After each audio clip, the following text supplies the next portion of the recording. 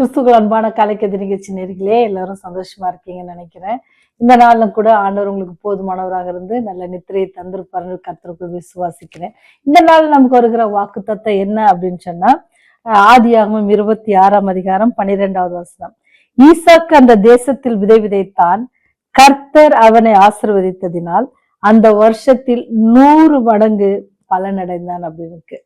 இது ஒரு ஆசீர்வாதமான ஒரு வாக்கு தத்துவம். இது யாருக்கு கொடுத்தாங்க அப்படின்னு சொன்னா, ஆபிரகாமின் குமாரனாகிய ஈசாக்குக்கு கொடுத்த வாக்கு தத்துவம் இது. அப்ப நாம் அனைவரும் இந்த வாக்கு தத்துவம் அநேக முறை என்ன செஞ்சிருக்கிறோம், வேதாமத்துல வாசித்திருக்கிறோம், அநேக பிரசங்களை கேட்டிருக்கிறோம். ஈசாக்கு விதை விதைத்தான் 100 மடங்கு அறுத்த அப்படின்னு சொல்லி எந்த இடத்துல அப்படின்னு யோசித்து பாருங்க. அவன் இந்த தேசத்துல விதை விதைத்தான்னா அப்ப அந்த இடம் ரொம்ப செழுமையான இடமா இருந்திருக்கும். அதனாலதான் அவன் விதைச்ச போது நடந்திருக்கும் அப்படின்னு நீங்க நினைப்பீங்க அப்படின்னு சொன்னா, வேதம் ரொம்ப அழகா சொல்லுது. அது அப்படிப்பட்ட ஒரு இடம் இல்லை. அது எப்படி ரொம்ப விளைச்சல் அதிகமாக இல்லாத ஒரு இடம். அங்க என்னது, பஞ்சம் நிலவுகிற ஒரு பூமி. அந்த இடத்துல விதை விதைத்தான் அப்படின்ட்டு சொல்லப்பட்டிருக்கு. நீங்க பாத்தீங்கன்னு சொன்னீங்கன்னா, ஆபிரகாம் இருந்த பட்சத்துல பஞ்சம் உண்டாச்சு. அப்ப என்ன செஞ்சாரு, எங்க எகிப்துல நல்ல இது எல்லா தானியங்கள்லாம் இருக்குன்னு சொல்லி அங்க ஆண்டவர்ல பர்மிஷன் கேட்டு போனதை நம்ம வேதாமத்துல பார்க்க முடியும். ஆதியாகமம் 12ஆம் அதிகாரத்துல 10ஆம் வசனத்துல பாத்தீங்க அப்படின்னு சொன்னா அது சொல்லப்பட்டிருக்கு. ஆனா ஈசாக்கு அதே இருக்கிற இடத்துல பஞ்சம். ஆனா அந்த இடம் ரொம்ப செழிப்பான மண், ரொம்ப செழிப்பான மண்ணு கிடையாது. ஆனாலும் கூட அவன் விதை விதைத்தான் என்ன செய்யப்பட்டது, அது அவனுக்கு 100 மடங்காக என்ன செய்யப்பட்டதுன்னா அறுத்தான் அல்லது பலன் அடைந்தான் அப்படின்னு சொல்லி போடப்படுறது. ஏன் இப்படி இந்த தேசத்துல ஒருவேளை ஈசாக்கு ஆண்டவர்கிட்ட கேட்டாரா என்னன்னு தெரியல, இல்ல ஆண்டவர் அவர் அனுமதிக்கலையா, அதான் நமக்கு வேதாந்தத்துல குறிப்பிடல. ஏன்னா நம்ம என்ன செய்வாங்கன்னு சொன்னா, வேதாந்தத்தை பாத்தீங்கன்னா ஆண்டோடைய பிள்ளைகள் ஒரு இடத்துல கஷ்டப்படும் போது ஆண்டவத்துல உடனே ஜெபிப்பாங்க. ஆண்டவர் நாங்க இங்கேயே இருக்கணுமா, இல்ல நாங்க இந்த இடத்துல இருந்து வேற இடத்துக்கு போகணுமா, நீங்க எங்களுக்கு சொல்லுங்க, அல்லது இதே இடத்துல போஷிக்கிறீங்களா, எல்லாத்தையும் அவங்க என்ன செய்வாங்க, ஆண்டவத்துல விண்ணப்பம் பண்ணி அவங்களுக்கு ஆண்டவர் வெளிப்படுத்துவாங்க. ஆனா இங்க ஈசாக்கு என்ன செஞ்சா, இந்த இடத்துலயே என்ன செஞ்சாரு அப்படின்னு சொன்னா விதைக்கிறாரு. ஏன் அவருக்கு விளைஞ்சிச்சு அப்படின்னு சொன்னா ஒரே ஒரு காரியம்தான், ஒரே ஒரு காரியம் தான். அவர்கிட்ட கீழ்ப்படிதல ஆவி அதிகமா இருந்துச்சு. ஆண்டவர் என்ன சொன்னாரோ அதுக்கு கீழ்ப்படிந்தார்.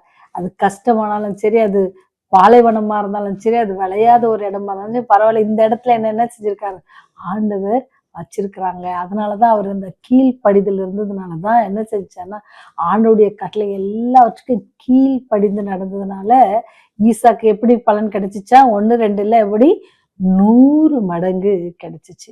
உங்களுடைய வாழ்க்கையிலும் இந்த வாழ்க்கையிலும் 100 மடங்கு ஆசீர்வதிக்கப்படணும், 100 மடங்கு நம்ம செய்கிற காரியங்கள்லாம் விருத்தி அடையணும் அப்படின்னு சொன்னா, ஆண்டவர் உங்ககிட்ட இருந்து என்கிட்ட இருந்து எதிர்பார்க்கிற ஒரே ஒரு காரியம் என்னதுன்னா கீழ்ப்படிதல். அவர் சொன்னபடியே நம்ம செய்வோம் அப்படின்னு சொன்னா ஆண்டவர் நமக்கு செய்வார்.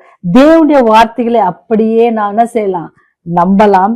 காரணம், அவர் எல்லா காலங்களையும் அவர் அறிந்திருக்கிறார்.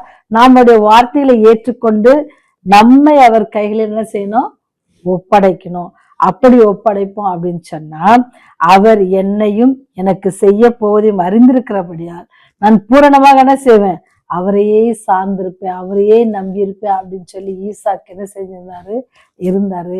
அதனாலதான் அவர் விதை விதைக்கிற பொழுது எப்படி 100 மடங்கு பலன் கிடைச்சு.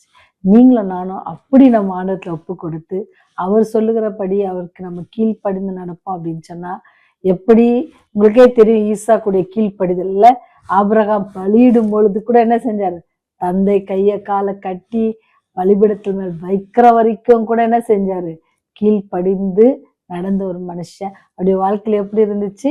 அப்போ நமக்கு ஈசா கற்றுக் கொடுக்கிற பாடம் என்ன அப்படின்னு சொன்னா, யாருக்கு, கடவுளுக்கும் கீழ்ப்படினோம், பெற்றோர்களுக்கும் கீழ்ப்படினோம். அப்படி நம்ம கீழ்ப்படிவோம்னு சொன்னா நாம எடுத்து செய்கிற ஒவ்வொரு காரியங்களுக்கும் ஆண்டவர் எப்படி பலன் கொடுப்பாரா, 100 மடங்கு பலன் அளிப்பார். எப்படி அந்த விளைச்சலே இல்லாத ஒரு தேசத்துல ஆண்டவர் இப்படி ஒரு ஆசீர்வாதம், எல்லாரும் பார்த்து ஆச்சரியப்பட்டாங்களாம், எப்படி உனக்கு மட்டும் அப்படி நடந்துச்சு. அப்பதான் என்னது, ஈசா கூட இருக்கிற தேவன் வல்லமை உள்ளவர், அவர் கிருபை உள்ளவர், அவர் இரக்கம் உள்ளவர், மகா ஐஸ்வர்யம் உள்ளவர், எல்லாவற்றையும் அவங்க என்ன செஞ்சாங்க, புரிந்து கொண்டாங்க. அதே போல உங்களுடைய வாழ்க்கையிலும் என்னுடைய வாழ்க்கையிலும் ஆண்டவர் 100 மடங்கு ஆசீர்வாதத்தை தரணும்னு சொன்னா நம்ம கீழ்ப்படினோம். பெற்றோருக்கும் தேவனுக்கும் நம்ம கீழ்ப்படிந்து நடப்புன்னு சொன்னா ஈசாக்கை போல நாமளும் என்ன செய்யலாம், 100 மடங்கு பலனை பெற முடியும். எல்லா விதத்திலும், ஆவிக்குரிய வாழ்க்கையினாலும் சரி, உலக வாழ்க்கையானாலும் சரி, எல்லாவற்றிலும் அப்பேற்பட்ட ஆசீர்வாதத்தை பெற விரும்புறீங்களா? ஜெபம் செய்வோம். கிருபையும் இரக்கத்தையும் வைத்து எங்களை நோக்கி பார்க்கிற கடவுளே, இந்த வெளியிலும் கூட ஆண்டவரே, நீர் எங்களுடைய தப்பிதங்களை பார்க்காதபடிக்கு ஒவ்வொரு நாளும் இரக்கத்து நிமித்தமாக எங்களை கடந்து போக பண்ணுகிறீர். அதற்காக நன்றி செலுத்துகிறோம். இந்த வெளியிலும் கூட ஆண்டவரே, உமக்கு கீழ்ப்படுகிற பிள்ளைகள் அவர்கள் செய்கிற காரியங்களை 100 மடங்காக பலனடையத்தக்கதாக நீர் செய்ய வல்லவர் என்பதை ஈசாக்குடைய வாழ்க்கையிலிருந்து நாங்கள் கற்றுக்கொள்ள நீர் கிருபை செய்தீரே. அதற்காக நன்றி செலுத்துகிறோம் தகப்பனே. உடைய வேதத்தில் இருக்கிற ஒவ்வொரு அதிசயங்களையும் நாங்கள் பார்க்கும்படிக்கு எங்களுடைய கண்களை நீங்கள் திறந்தரல வேண்டுமா ஹெஜ்ஜி மாண்டாடுகிறோம் தகப்பனே. ஞானத்தில் குறைவுள்ளவர்களாய் காணப்படுகிறோம் ராஜா. அப்படி இல்லாதபடிக்கு ஆண்டுடைய வேதத்தை படிக்கும் பொழுது ஆவியானவர் தாமே ஒவ்வொருவரோடு கூட இடைப்பட கிருபை செய்யுங்க. செய்திகளை கேட்கும் பொழுது ஆவியினர் இடைப்பட்ட ஆண்டவரே, எங்களுடைய வாழ்க்கையில நாங்கள் புதிய மாற்றங்களை காண நீங்க கிருபை செய்யுங்க. புதிய வருடத்துல புது சிருஷ்டிகளாக ஜீவிக்க எங்களுக்கு நீர் கிருபை செய்தல் வேண்டுமாய் கெஞ்சி மன்றாடுகிறோம். பழைய காரியங்கள்லாம் விட்டு விட்டு புதிய காரியங்களை நாங்கள் ஆண்டவரே உம்மோடு கூட அதிகமாய் நெருங்கி ஜீவிக்க நீர் எங்களுக்கு உதவி செய்யுங்க. அதற்கு தடையா இருக்கிற எல்லா காரியங்களும் எங்க வீட்டுல அப்புறப்படுத்துங்க சாமி. பாவிகளாக எங்கள் மேல் கிருபையா இருங்க ராஜா. உடைய ராஜ்யம் வரும்போது எங்களை நினைத்தள்ள வேண்டுமா இயேசுவின் வழியாய் ஜெபிக்கிறோம் ஜீவனுள்ள பரலோக பிதாவே. ஆமென், ஆமென்.